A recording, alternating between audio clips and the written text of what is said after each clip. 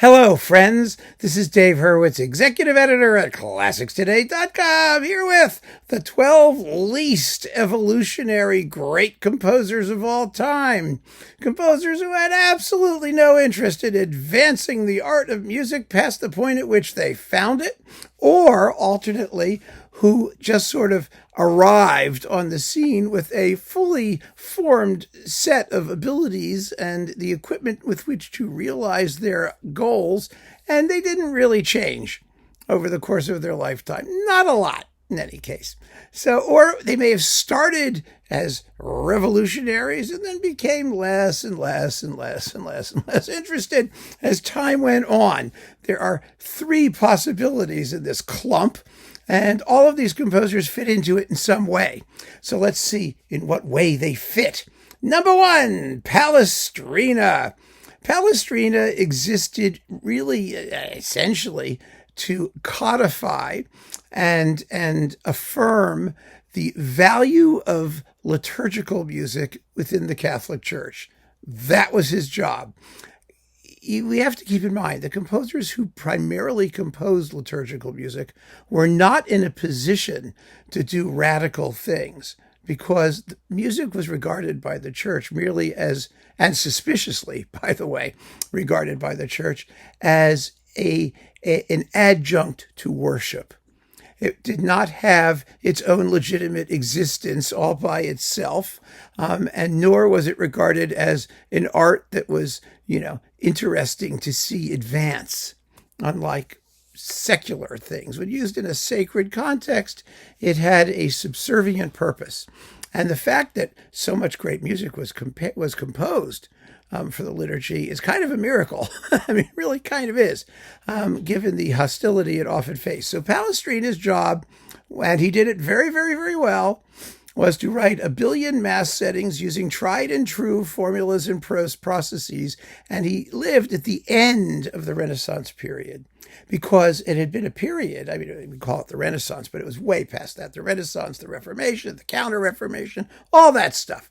The beginning of the Baroque period, musically. Historically, it's another issue. But the fact of the matter is that he did a superb job writing music that was acceptable, but also great music. That's what geniuses do. So Palestrina's number one. Bach. J.S. Bach was in a similar situation, actually, as was Palestrina. He could do more interesting things in his orchestral music or his instrumental music, his keyboard music, but his liturgical music was constrained. Let's just put it that way. His greatest liturgical work, probably the B minor Mass, was never performed in his lifetime because it could never be used for a liturgy. He wrote it anyway, which was wonderful. But even that was not supposed to be an advance. It was a codification, a summary of everything that he knew he could do with voices and instruments in the form of a Mass, because that was the text that would hopefully guarantee the music's survival. I mean, even in Bach's day, when they were taking, his cantatas and wrapping their lunches up in them and throwing them away after, they were performed that week. So, music was ephemeral. And Bach did not want ephemeral. He was not an ephemeral guy. So in that respect, I guess he was kind of evolutionary. I mean, his view of it was a little bit different. But he was another composer who took music as he found it and was content to work within those parameters, more or less, for the most part. He had his breakout moment when he and his son CPE invented the keyboard concerto. That was sort of a thing. But other than that, he was pretty straightforward in his handling of the musical forms and procedures of his day. He was just better at it than anyone else who had ever lived. So, again, that counts for something. It really does. Not everybody has to be a forward-thinking radical. And, Bach wasn't. He wasn't. I mean, you could also argue that he sort of was, because he wrote out a lot of his ornamentation and stuff like that. But, it was all within that style. So there you go. Richard Strauss. Richard Strauss is a very interesting case, because Richard Strauss began life as a sort of boring conservative, German composer of no particular distinction, the son of a horn player. And then he went nuts, absolutely crazy, under the influence of Wagner and Liszt and those folks, and wrote his radical symphonic poems and his early operas, Salome and Electra and that stuff. And then he went totally backwards. He decided he was going to be the next Mozart and had his sort of neoclassical eruption. And after that, his music settled, let's just say, into a harmonically conservative and nostalgic, almost backward-looking aesthetic. And he was happy with it. I mean, it doesn't mean he didn't write great music. It does not. It's just what it did. That's all we're talking about. I mean, I have absolutely no interest in claiming that music had to be like avant-garde or radical or forward anything. All that matters is how good the music was in whatever style they worked in. And, Strauss regarded himself as sort of the last bastion of German musical culture, of the old school, of the, pre-Weimar era. And that's what he was. That's what he became. He liked it. That was fine. Bruckner.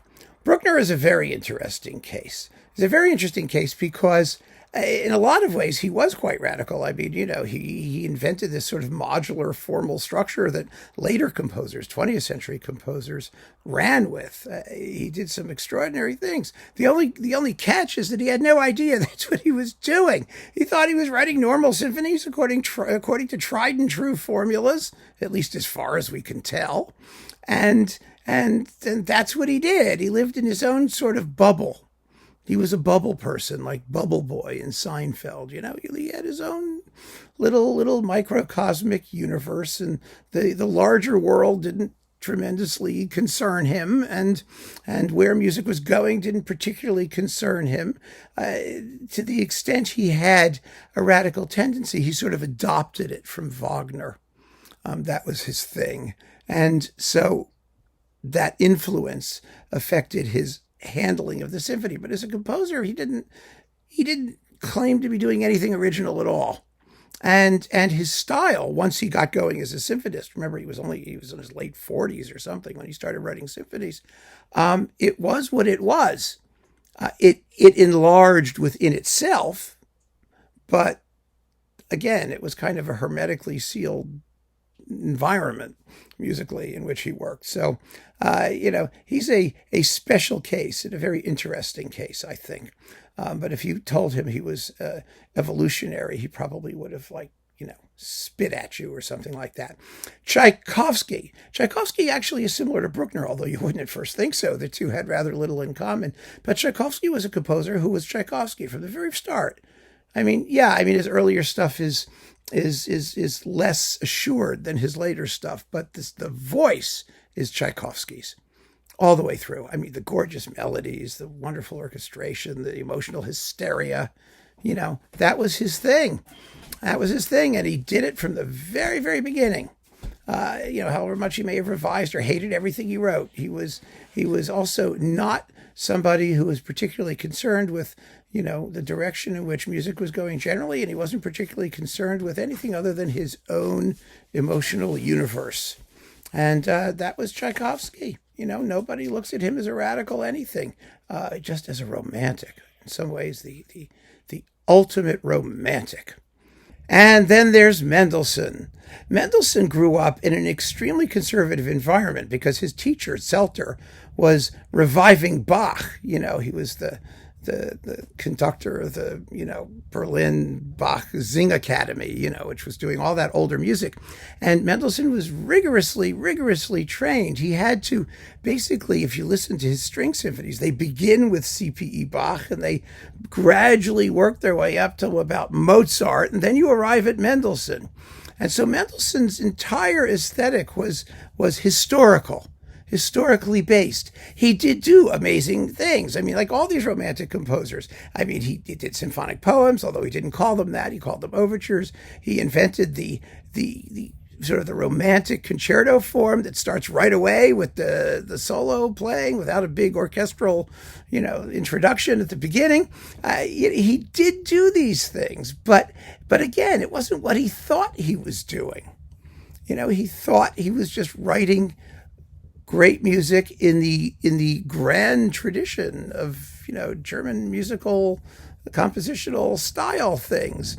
His oratorios were based on Handel. I mean, so much of what Mendelssohn did, Handel and Bach, actually, the Passions, so much of what Mendelssohn did was actually backward-looking, but turned out to be forward-looking with historical hindsight. That's why when we call a composer least evolutionary, it's kind of a two-edged sword, right? I mean, what was the evolution? Well, formally, there was something. Aesthetically, less something. Very, very interesting. These are not simple questions. And I bring them up in this way, in these kinds of categories, so that we can discuss that fact, so that we can sort of toy with the nuances. Puccini was the last of the great composers in the traditional Italian school. I mean, I don't think there's any question about that. And when he died, leaving Turandot unfinished, it's somehow a fitting conclusion to a century and a half of amazing operatic achievement that began with Rossini, with the forms codified essentially by Rossini up through the bel canto school to Verdi and his contemporaries, and then the Verismo folks. Although there were changes of style, like I said, there was the bel canto, there was the Romantic people, there was the Verismo people. They had their aesthetics were different, but the Italian sense and form of opera, that is arias linked by recitation of some kind, whether accompanied or not, that was the style. That's what it was. And it was only after Puccini that Italian opera started to become something very, very different in the hands of people like Rossini, Respighi, his operas, and people like that. But of course, nobody cares about the Italian operas after Puccini, and maybe with good reason. So, being evolutionary in some respects is not always a good thing. It's actually interesting because the operatic tradition, the Italian operatic tradition anyway, is a lot like the liturgical tradition. People knew what they liked because it was a popular music tradition. And so people knew what they liked, and you had to be very careful if you were going to step out of bounds. And so most composers managed to realize their individual creative vision within the parameters so that they didn't give up the popular base that they needed to survive. I mean, their art was based upon. Rimsky-Korsakov.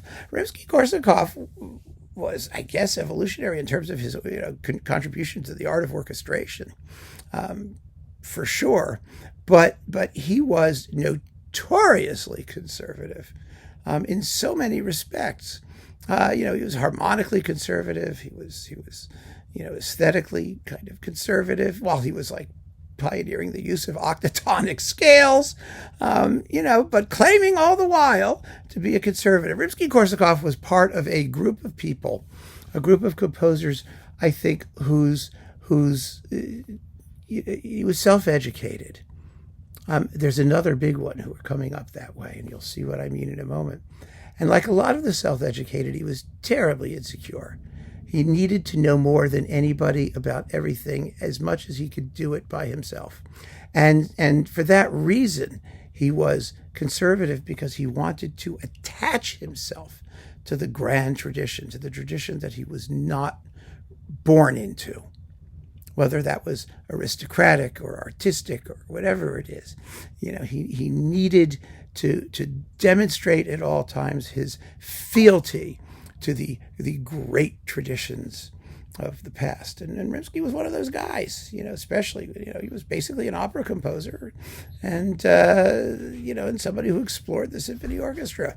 But was he advancing the cause of music, or did his own style really radically evolve throughout his career? Well, not so much. I don't think so much. Saint-Saëns is another one. He started life, remember, as a big friend of Liszt, the German progressive school. in the 1870s and 80s and 60s and in that area, and wound up as a really serious conservative. He went backwards. I mean, he didn't go backwards. His own style barely changed at all from the time at which it was fully formed in the 1860s or so. But after that, he was simply operating in reverse, and very well. I mean, you wouldn't think like the Egyptian Concerto and some of these late works, were the products of the 20th century, but we don't care because they're fabulous. And he was really great at what he did. Remember, he said that anyone who doesn't understand a series of simple chords perfect only in their arrangement and relationship to one another does not understand music. And that is not the voice of the avant-garde. No way.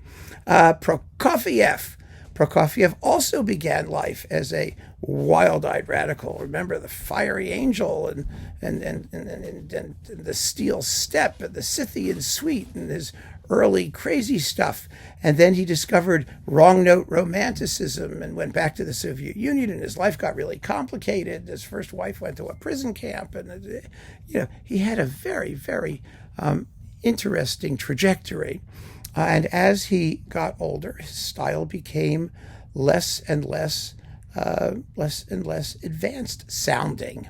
It's true that he did write the wartime sonatas, which are steely and difficult. His solo piano music was rather different from his orchestral music, but on the whole, and by and large, he did not evolve the way composers are supposed to evolve. He got nicer, not nastier. And I think we're all the beneficiaries of that fact.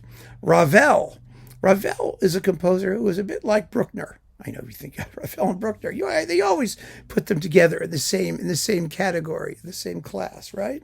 No, Ravel was a composer who lived in his own bubble, as did Bruckner. He had his style, his way of writing. It was what it was.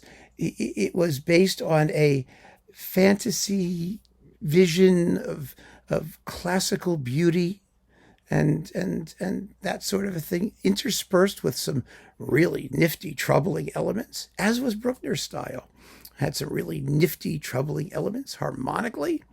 And, a piece like La Valse that begins with this nostalgic evocation of, Vienna in its grand epoch, and then totally incinerates in an apocalyptic horror. And, Bruckner's Ninth does sort of the same thing. I mean, it's not Viennese of that epoch writing waltzes, but it was crazy. I mean, it was just big and strange. And then you've got these grinding climaxes, and very, very interesting. It happened within their own particular musical universe. And last but not least, of course, Brahms. Brahms is like Rimsky-Korsakov. Brahms is one of those composers whose principal,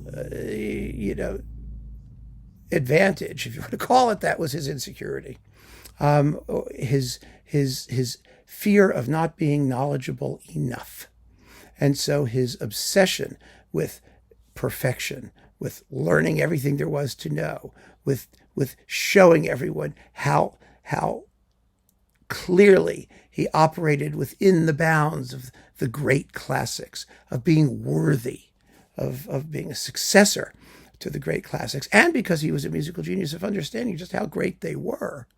And you can't argue with that kind of insecurity because it leads to music of extraordinary genius, even if it wasn't progressive in the traditional sense. And yes, I know, Schoenberg did Brahms the progressive and developing variation on stuff, but that wasn't about Brahms. That was about Schoenberg. That was about Schoenberg's insecurities and his need to place himself within the great tradition of German music.